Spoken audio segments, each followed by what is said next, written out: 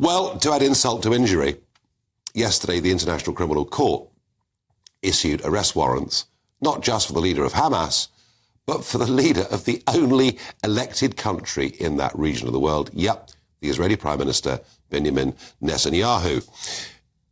Rishi Sunak did respond, I thought very sensibly to it, by saying there is no moral equivalence between a terrorist organisation and the Prime Minister of a country that is going after those terrorists to try and stop October the 7th from happening again. And yes, of course, there are civilian deaths in Gaza, and it is deeply regrettable and unfortunate, but I'm afraid that's what happens in all forms of war.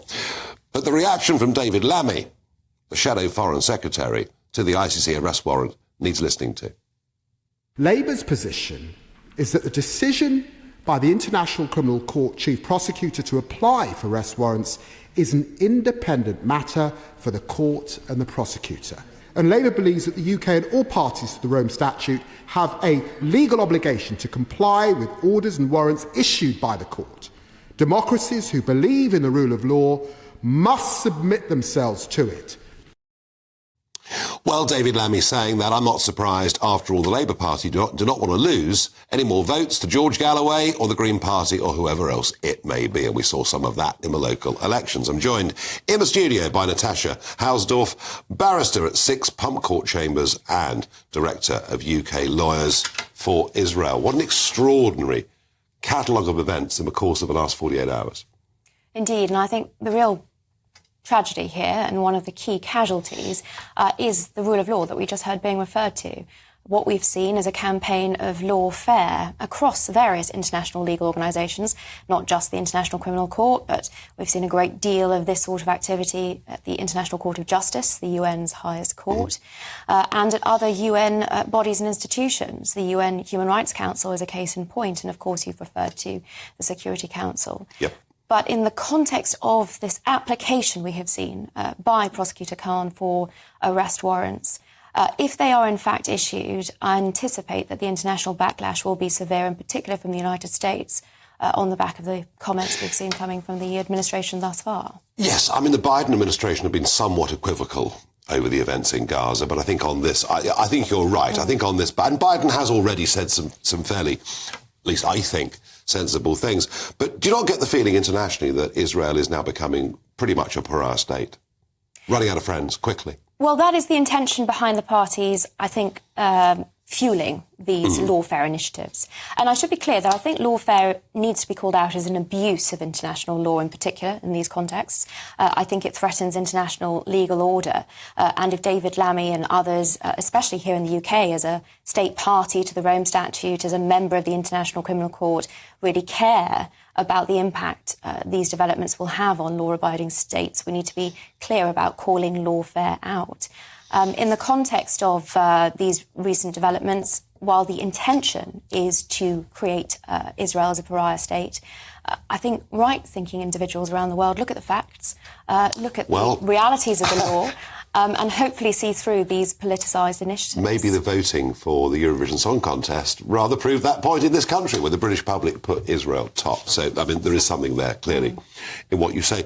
Coming back to this country for a moment, big march, of course, last Saturday in London, Intifada being chanted in the streets of London. But we're told this week it's all going to change. You know, the Home Secretary, James Cleverly, we're going to crack down on these marches in a way we haven't before. Big speech today by Michael Gove, talking about anti-Semitism. Is this a sign that the government are really beginning to wake up to this and to become robust, or should they have done this 6 months ago? I think the concern here is we've seen a degree of flip-flopping over the last 6-7 months. It's significant that today we had a decision from, I believe, the court, the Netherlands, signifying that from the river to the sea is incitement to hate. Of course, we've had a former Home Secretary clear that this is a genocidal chant, and it remains at the centre of the marches that you've been describing. So what do we do? What do the police do?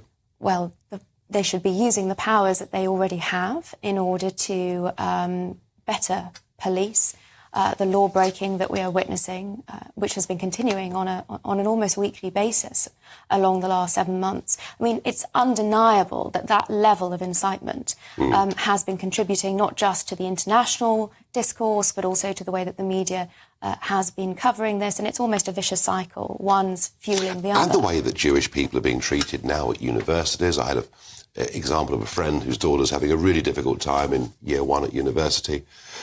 Yeah, I mean, it is very difficult. I spent 20 years in Brussels and Strasbourg in the European Parliament, travelling between the two. And I watched in Brussels as Jewish people literally left the city. The only Jewish people left were rich people living in gated communities while they had security. I used to walk in Strasbourg into the European Parliament through a Jewish area, predominantly Jewish area of Strasbourg, and see soldiers with guns escorting young kids into their primary schools for protection.